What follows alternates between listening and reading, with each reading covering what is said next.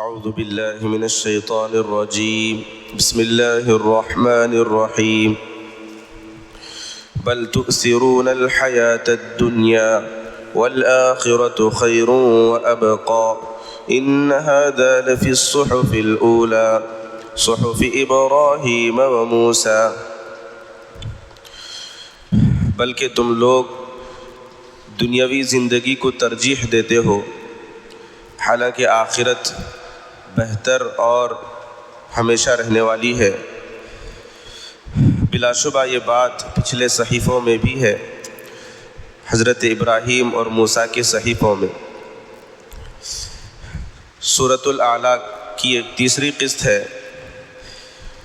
سورت کے تین اہم بنیادی مضامین اللہ تبارک و تعالیٰ کی توحید اور رسالت اور آخرت ہے۔ دو کا بیان گزر چکا ہے، تیسرے کا یہاں سے ذکر ہے۔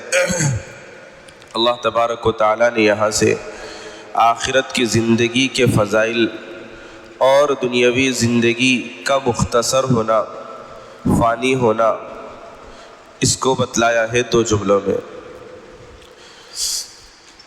بلکہ تم لوگ دنیاوی زندگی کو ترجیح دیتے ہو، حالانکہ آخرت بہتر اور ہمیشہ رہنے والی چیز ہے۔ ہمیں یاد رکھنا چاہیے کہ اللہ تبارک و تعالیٰ نے دو زندگیاں بنائی ہیں اور ایک موت بنائی ہے۔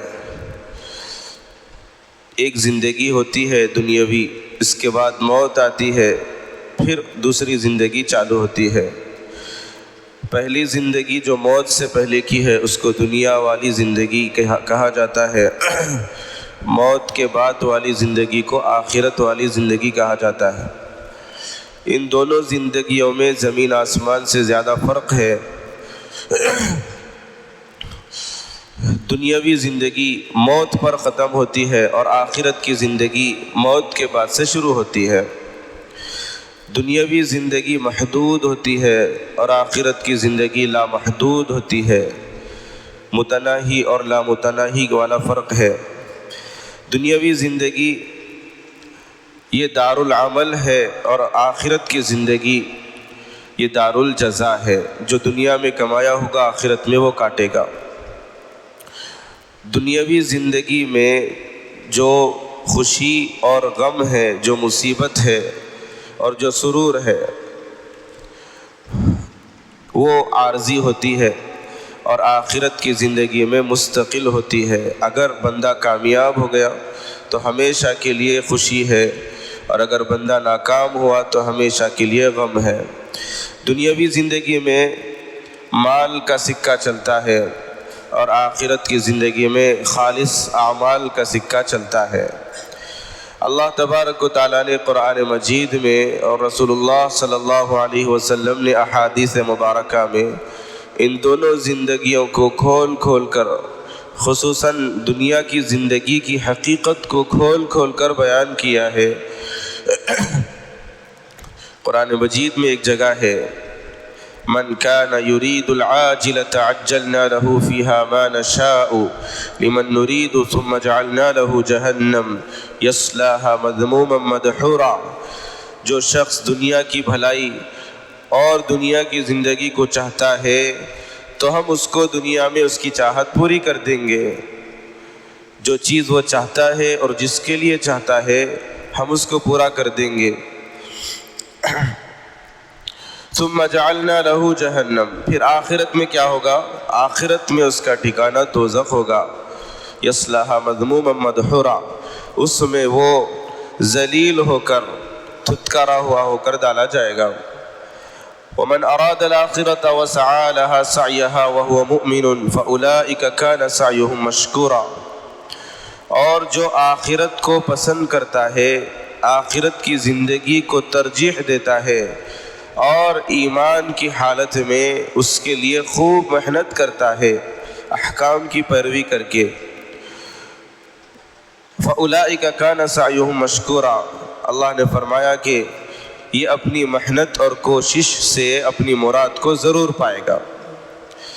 ایک جگہ اللہ نے فرمایا من كان يريد حرث الآخرة نزد له في حرثه، جو آخرت کی کھیتی چاہتا ہے تو ہم اس کو اس کی چاہت میں اضافہ کر کے دیں گے، اس کی کھیتی میں اضافہ کر کے دیں گے۔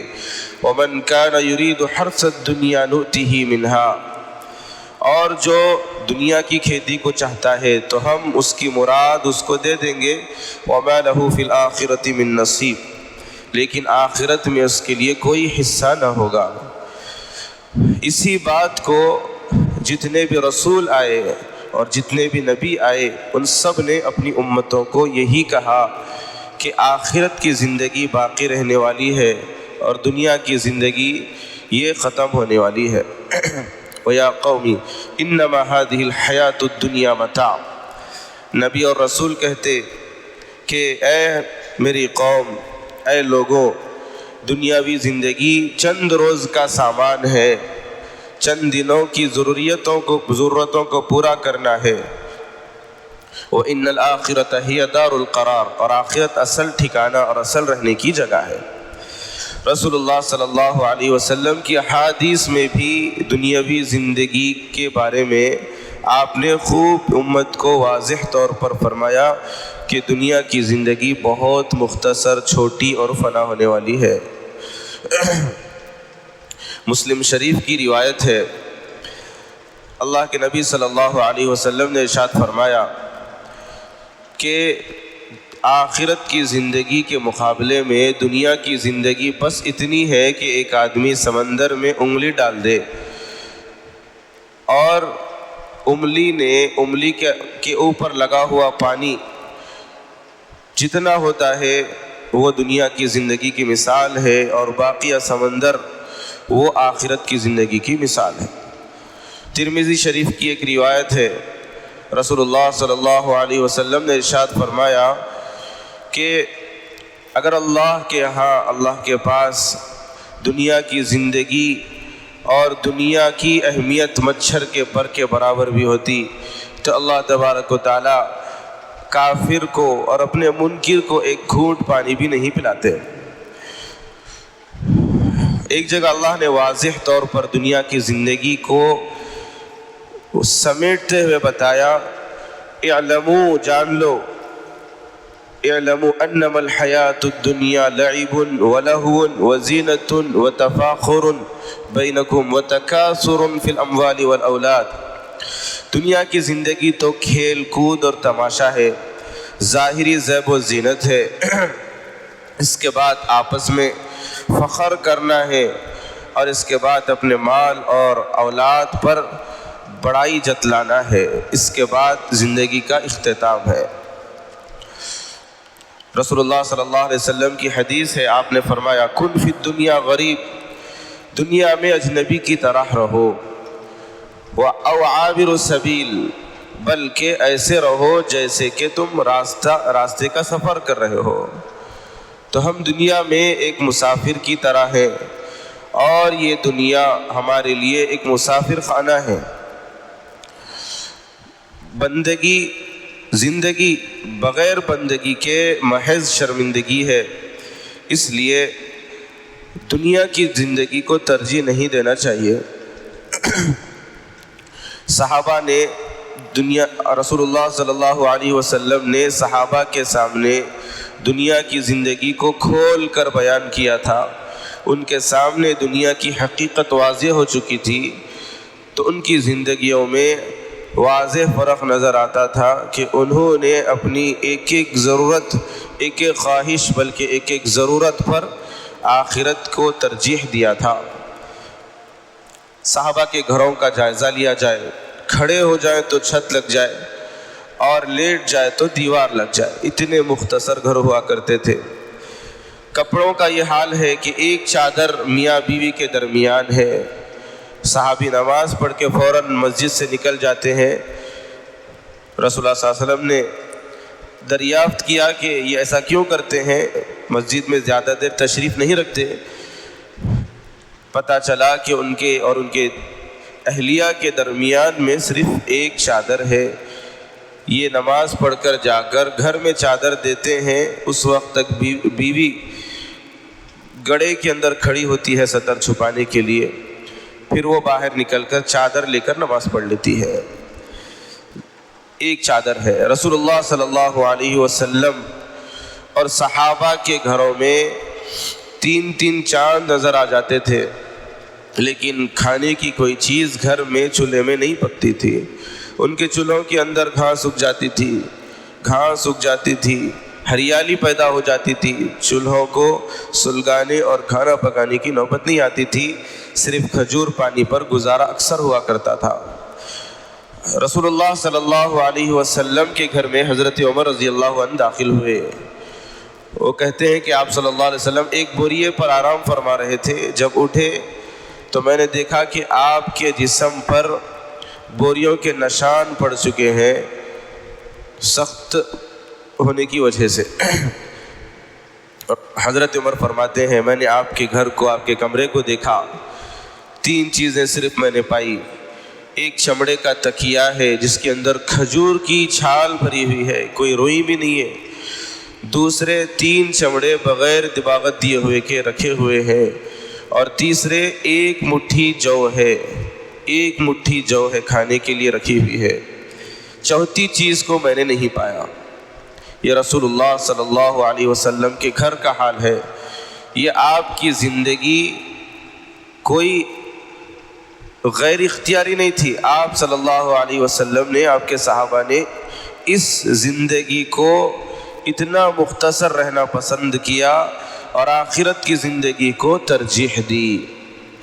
جو لوگ دنیا کی زندگی کو ترجیح دیتے ہیں وہ لوگ دنیا کی حالات سے نہیں گھبراتے، اور جو لوگ آخرت کی زندگی کو ترجیح دیتے ہیں ان کی زندگیوں میں تقویٰ ہوتا ہے، اعمال صالحہ ہوتے ہیں اور ایمان مضبوط ہوتا ہے۔ پوری قرآن کا خلاصہ یہی ہے کہ یہ دنیا دھوکے کا گھر ہے۔ قل متاع الدنیا قلیل، دنیا تھوڑا ساز و سامان ہے، اصل زندگی، مومن کا اصل گھر وہاں ہے جہاں سے انسان کو بھیجا گیا تھا۔ اسی کو فرما رہے ہیں بل تؤثرون الحیات الدنیا۔ انسان دنیاوی زندگی کو پسند کرتا ہے اس لیے کہ یہ نقد ہوتی ہے۔ والآخرۃ خیر لمن اتقی، اور آخرت کی زندگی جو ہے وہ بہتر بھی ہے اور ہمیشہ رہنے والی بھی ہے، اس کی نعمتیں ہمیشہ رہنے والی ہے۔ دنیاوی زندگی کی نعمتیں چھوٹنے والی ہے۔ ما عندکم ینفد، اور آخرت کی زندگی ہمیشہ باقی رہنے والی ہے۔ وما عند اللہ باق، اسی مضمون کو اللہ نے صرف 2 آیتوں میں ذکر فرما دیا، بل تؤثرون الحیات الدنیا والآخرۃ خیر وابقی۔ اور یہ ایسی بات ہے جو صرف اس امت میں نہیں، ایسا مضمون ہے جو صرف اس امت میں اللہ نے بیان نہیں کیا، بلکہ اللہ تبارک و تعالیٰ نے پچھلے انبیاء کی امتوں میں بھی یہ پیغام بھیجا، دنیاوی زندگی مختصر ہونے، آخرت کی زندگی طویل اور باقی رہنے کی۔ ان ھذا لفی الصحف الاولی، بلا شبہ یہ بات پچھلے صحیفوں میں، پچھلی کتابوں میں بھی ہے۔ صحف ابراہیم و موسیٰ، حضرت ابراہیم اور موسیٰ علیہ السلام کے صحیفوں میں۔ صرف ان 2 نبیوں کا ذکر بطور خاص اس لیے کیا ہے کہ یہ رسول اللہ صلی اللہ علیہ وسلم سے پہلے اور آپ کے بعد مرتبے کے اعتبار سے سب سے زیادہ جلیل القدر اور عظیم شان کے مالک تھے، ورنہ ہر نبی کی امت میں اللہ نے صحیفوں کے ذریعے، نبیوں کی دعوت کے ذریعے اس پیغام کو بھیجا ہے۔ اللہ تبارک و تعالی ہم سب کو ان تمام باتوں پر عمل کرنے کی، سمجھنے کی توفیق عطا فرمائے۔ سبحان اللہ و بحمدہ، سبحانک اللہ۔ وَإِذِ اعْتَزَلْتُمُوهُمْ وَمَا يَعْبُدُونَ إِلَّا اللَّهَ فَأْوُوا إِلَى الْكَهْفِ يَنشُرْ لَكُمْ رَبُّكُمْ مِنْ رَحْمَتِهِ وَيُهَيِّئْ لَكُمْ مِنْ أَمْرِكُمْ مِرْفَقًا۔